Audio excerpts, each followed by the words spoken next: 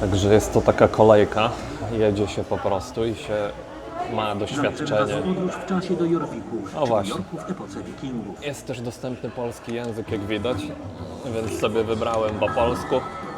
Z tyłu mam głośniki i będą mi nadawać.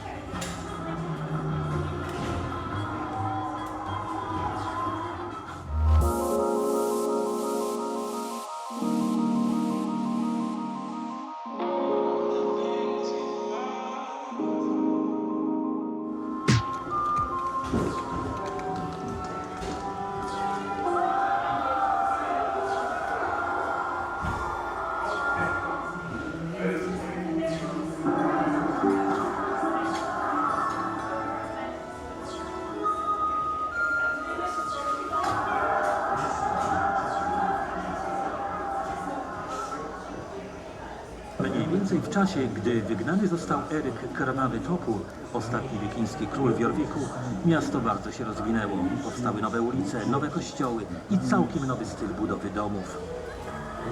Było to ruchliwe miejsce, do którego przyjeżdżali ludzie z całego wikińskiego świata. W tej wielokulturowej społeczności ludzie różnili się wyglądem, językiem, religią i posiadanymi dobrami. Szczątki tego kwitnącego miasta odnaleziono właśnie tutaj, a dzięki starannemu połączeniu dowodów archeologicznych i naszej wiedzy z innych źródeł możecie odwiedzić teraz epokę Wikingów.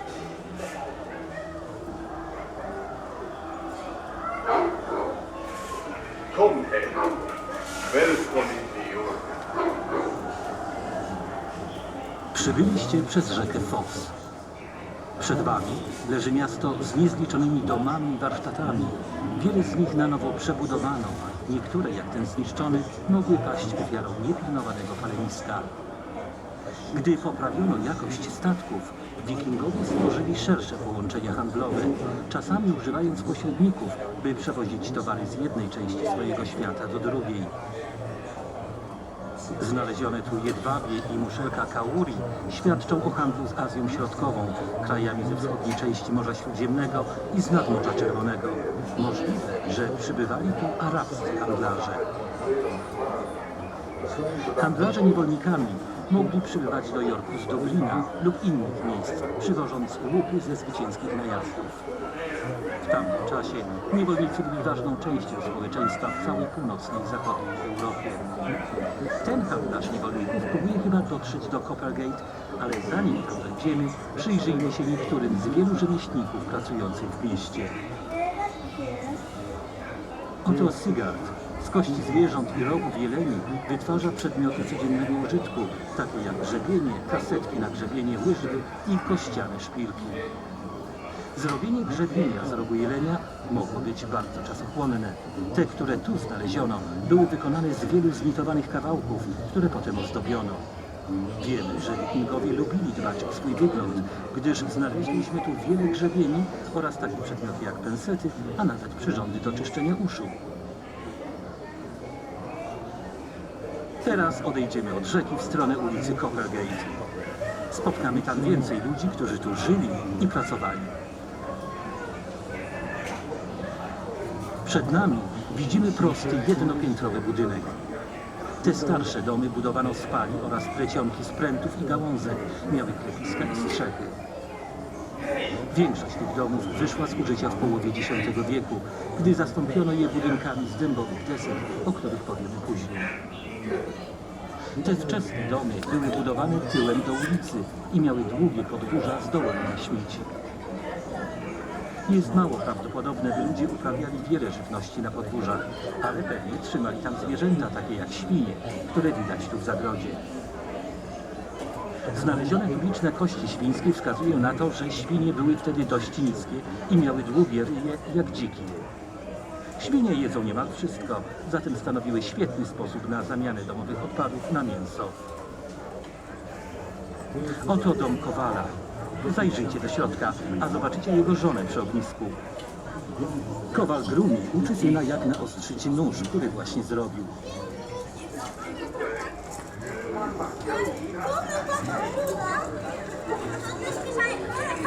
Kowale z epoki wikingów byli mistrzami swojego rzemiosła, a tu w Jorwiku robili wszystko od igieł do pięknie zdobionych kłódek. Teraz przejdziemy do następnej nieruchomości i odwiedzimy jego sąsiada, tokarza Uniego, który mieszka w jednym z nowszych drewnianych budynków. Uni robi czarki i miski z dębu lub jesionu na swojej tokarce do drewna. Na ziemi widać drewniane odpadki, które dzieci mogły wykorzystywać jako zabawki, takie jak bączki. Nawiasem mówiąc, wielu uważa, że to rzemiosło dało nazwę Coppergate, ulicy wytwórców czarek.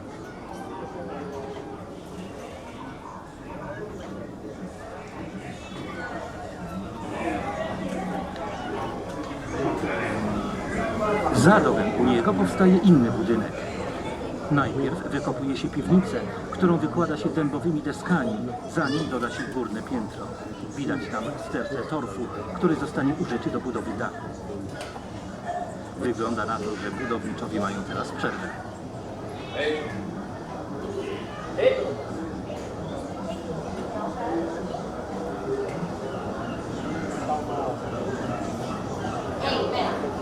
Ta rodzina też najwyraźniej robi sobie przerwę. Dziadek uczy dzieci gry w Nefatafo. Znaleźliśmy tu drewnianą planszę do gry i wiele pionków, wykonanych z kości, drewna i kości słoniowej, zatem musiała to być popularna rozrywka. Wróćmy do rzeki, gdzie na brzegu stoją wielkie statki handlowe, które przybyły z Morza Północnego.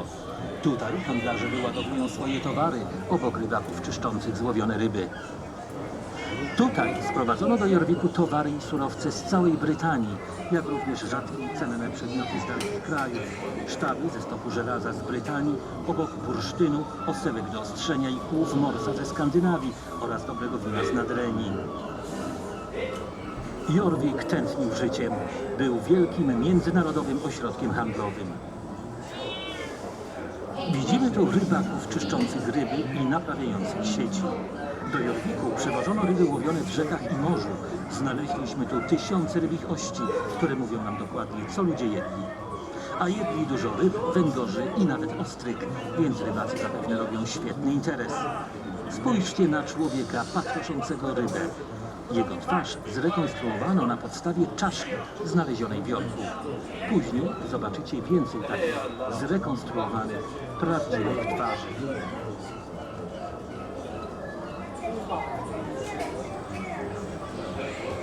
Następna parcela to podwórze, na którym mieszkańcy farbują swoje tkaniny.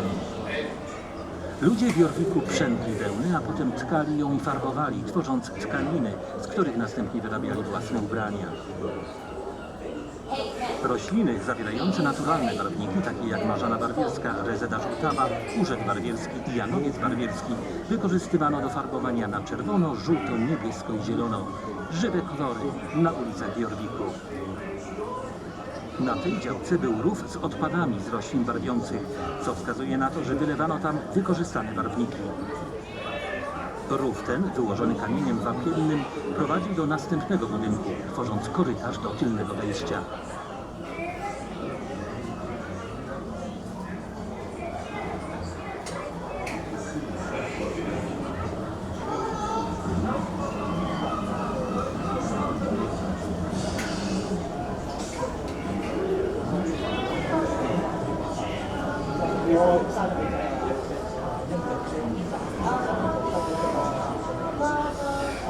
Wchodzimy teraz do jednego z nowych budynków okrytych dębowymi deskami.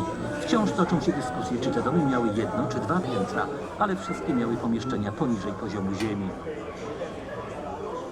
Przechodząc przez ten dwuizbowy dom, możecie sobie wyobrazić, że z tyłu budowana jest podłoga, a poniżej widać piwnicę, w której przechowuje się towary. Powyżej tej wpuszczonej w ziemię izby otwory okienne są bardzo małe, więc tak jak widać, w tych domach było dość ciemno. W dodatku do paleniska do wytwarzania światła używano małych ceramicznych lamp i woskowych świec, aby ludzie mogli wykonywać swoje codzienne zadania.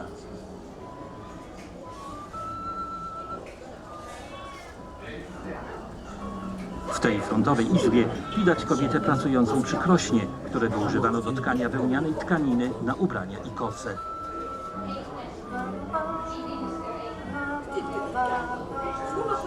Kimi, hier habe ich auch wirklich mit bis angestellt.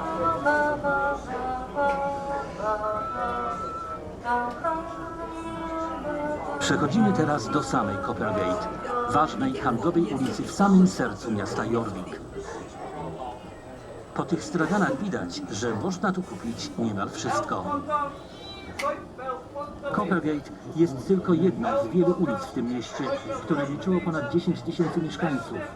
Ulice miasta Jorvik są pokryte nieczystościami i błotem, porysowane kolejnami przez wozy i pełne dziur.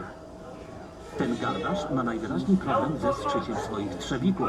Wygląda na to, że cierpi na chorobę wikingów, czyli przykurcz do płytrena. Widać, że ma nienaturalnie przykurczone palce w dłoniach. Jest to choroba genetyczna, która przechodzi z pokolenia na pokolenie i występuje szczególnie u mężczyzn w średnim wieku. Według tradycji przypadłość ta ma swoje źródło u wikingów, którzy rozprzestrzenili ją na całą Europę Północną i dalej, podróżując i płodząc dzieci. Ta para tutaj sprzecza się o to, co zjeść na kolację, mięso czy rybę. Wydaje się, że życie nie zmieniło się tak bardzo przez ostatnie 1000 lat. Oni kłócą się w języku staronordyjskim, ale jeśli posłuchać uważnie, to na tej ulicy można też usłyszeć staroangielski, środkowo-walijski i staroirlandzki. A oto sprzedawca żywności, który próbuje sprzedać tej zamożnie wyglądającej kobiecie jakąś kapustę. Ta kapusta nie wygląda na rzecz, która mogłaby skusić ją albo jej małe dziecko. Ta kobieta najwyraźniej z wielkim trudem przechodzi przez ulicę. W tutejszych wykopaliskach znaleźliśmy tylko 2 kompletne szkielety, a ta kobieta jest oparta na jednym z nich. Chodzi o Kuri ze względu na problemy z biodrem i atletyzm.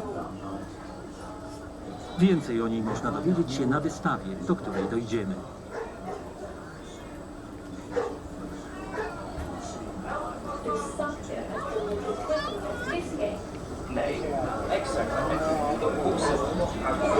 Jesteśmy teraz w następnym, nowym budynku. Pierwsi wikingowie, którzy tu przybyli, nie byli chrześcijanami i czcili swoich pogańskich, nordyckich bogów, ale wygląda na to, że dość szybko przyjęli chrześcijaństwo. Jest wiele dowodów na to, że kościół z epoki wikingów stał tuż za Coppergate, a w tamtym czasie powstało wiele nowych kościołów w Jorviku. Oto ksiądz udzielający ostatniego namaszczenia. Ksiądz zawsze nosił stułę wokół szyi, tak jak tutaj, aby zaznaczyć swój kapłański stan. W jednym z budynków znaleźliśmy małą różową jedwabną sakiewkę na relikwie. Wyszyty na niej krzyż wskazuje, że zawierała święte przedmioty, które od tamtych czasów zniknęły i są już tajemnicą.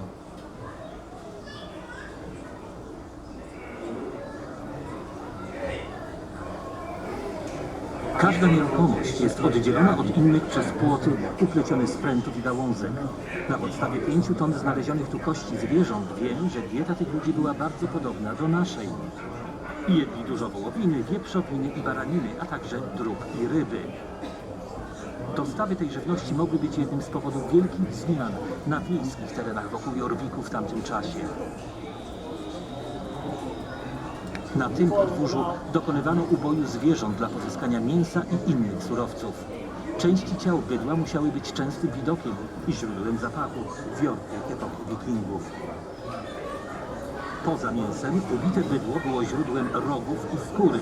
Były to cenne surowce do wyrobu przedmiotów codziennego użytku. Zawartość żołądka i krowie łajno były innymi produktami ubocznymi uboju. Musiało być bardzo wiele much legnących się w dołach na śmieci i wysypiskach w całym mieście. Czerwona kania tam na płocie była zapewne częstym gościem w mieście i żywiła się padliną w podwórzach, takich jak to. Toalety też były ulokowane w podwórzach. Doły na tym podwórzu były wyraźnie używane jako latryny, gdyż były pełne ludzkich odchodów oraz mchu, który w epoce wikingów pełnił rolę papieru toaletowego. Ten człowiek nie wygląda na zadowolonego, że mu się przeszkadza, więc może przejdźmy szybko dalej.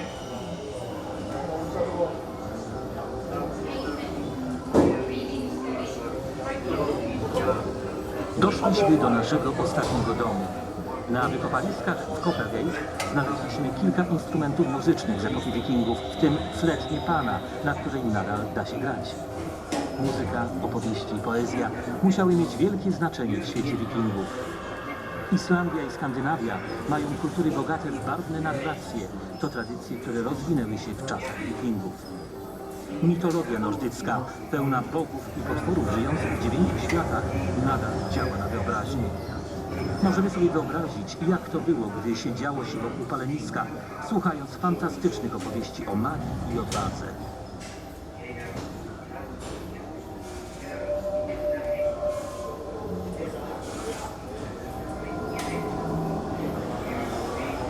Pod koniec naszej podróży przez Jorvik pamiętajcie, że wszystko, co tu Koniec. widzieliście, jest oparte na dowodach wydobytych przez archeologów z York Archaeological Trust.